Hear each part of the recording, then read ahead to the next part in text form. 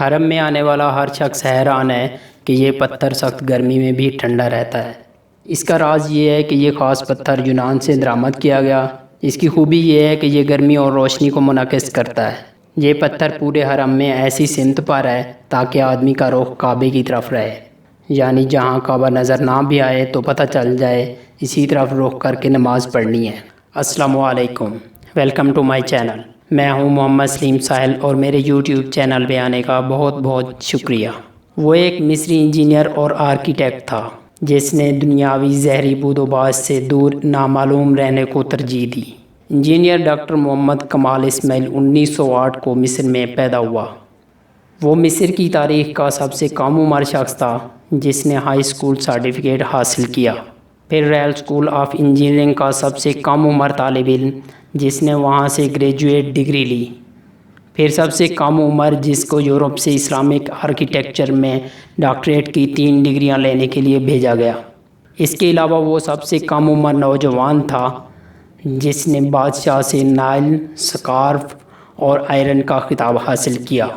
وہ پہلا انجینئر تھا جس نے حرمین شریفین کے توسیع منصوبے کی تعمیر اور عمل درآمد کے لیے اختیارات سنبھالے۔ اس نے شاہ فہد اور بن لادن کمپنی کے بار بار اصرار کے باوجود انجینئرنگ ڈیزائن اور آرکیٹیکچرل نگرانی کے لیے کسی قسم کا معاوضہ لینے سے انکار کر دیا اور کہا میں 2 مقدس مساجد کے کاموں کے لیے کیوں معاوضہ لوں اور قیامت کے دن اللہ تعالیٰ کا کیسے سامنا کروں گا۔ اس نے 44 سال کی عمر میں شادی کی اور اس کی بیوی نے بیٹا جنم دیا اور زچگی کے بعد فوت ہو گئی۔ اس کے بعد وہ مرتے دم تک عبادت الہی میں مصروف رہا۔ اس کی عمر 100 سال سے زیادہ تھی اور دنیاوی اور میڈیا کی چکا چوند سے ہٹ کر گمنام رہ کر حرمین شریفین کی خدمت کی۔ اس عظیم آدمی کی حرمین شریفین میں نصب کیے گئے سفید پتھر کے حصول کی بھی بڑی دلچسپ کہانی ہے۔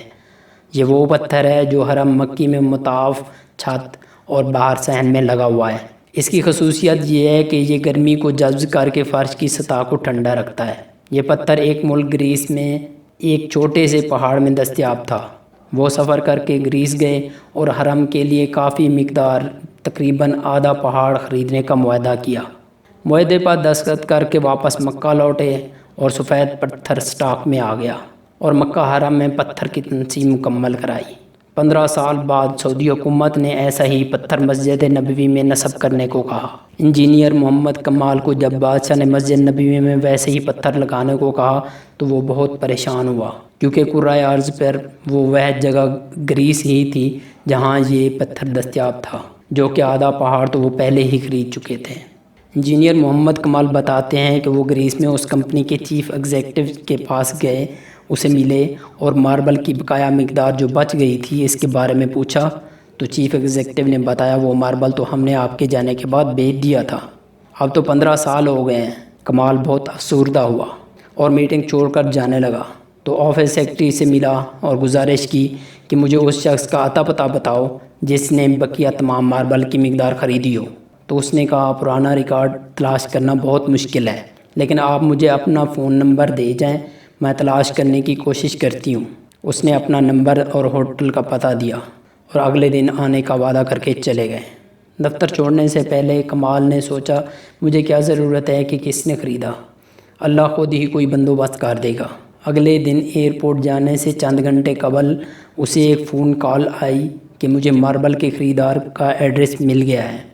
اب کمال بہت آہستہ رفتار سے دفتر گیا کہ اب کیا کروں گا خریدار کے ایڈریس کو، کیونکہ اتنا لمبا عرصہ گزر گیا ہے۔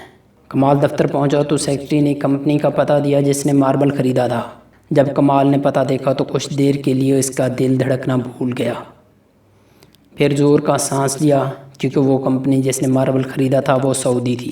کمال نے سعودیہ کی فلائٹ پکڑی اور اسی دن وہ سعودی عرب پہنچا اور سیدھا اس کمپنی کے دفتر پہنچا اور ڈائریکٹر ایڈمن کو ملا اور پوچھا آپ نے اس ماربل کا کیا کیا جو گریس سے خریدا تھا؟ اس نے کہا مجھے یاد نہیں۔ پھر اس نے اسٹاک روم سے رابطہ کیا اور ان سے پوچھا کہ وہ سفید ماربل جو گریس سے منگوایا گیا تھا کدھر ہے؟ انہوں نے کہا وہ ساری مقدار موجود ہے اور اس کو کبھی استعمال نہیں کیا گیا۔ تو کمال بچوں کی طرح رونے لگا اور کمپنی کے مالک کو پوری کہانی سنائی۔ اس نے کمپنی کے مالک کو بلینک چیک دیا اور کہا اس میں جتنی رقم بھرنی ہے بھر لو اور ماربل کی تمام مقدار میرے حوالے کر دو۔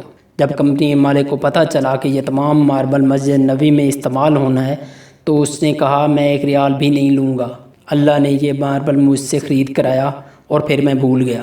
اس کا مطلب یہی تھا کہ یہ ماربل مسجد نبوی شریف میں استعمال ہونا تھا۔ یقیناً اللہ تعالیٰ جن لوگوں سے دین کا کام لینا چاہتے ہیں وہ منتخب ترین لوگ ہوتے ہیں اور وہ عظیم ترین لوگ ہوتے ہیں۔ انجینئر محمد کمال اسماعیل کا 2008 میں انتقال ہو چکا۔ دعا ہے اللہ تعالیٰ انجینئر محمد کمال اسماعیل کو جنت الفردوس میں جگہ عطا فرمائے، آمین۔ ویڈیو پسند آئے تو لائک کر دیں، چینل کو سبسکرائب نہیں کیا تو سبسکرائب کر دیں۔ اگلی ویڈیو تک کے لیے محمد سلیم ساحل کو اجازت دیجیے، اللہ حافظ۔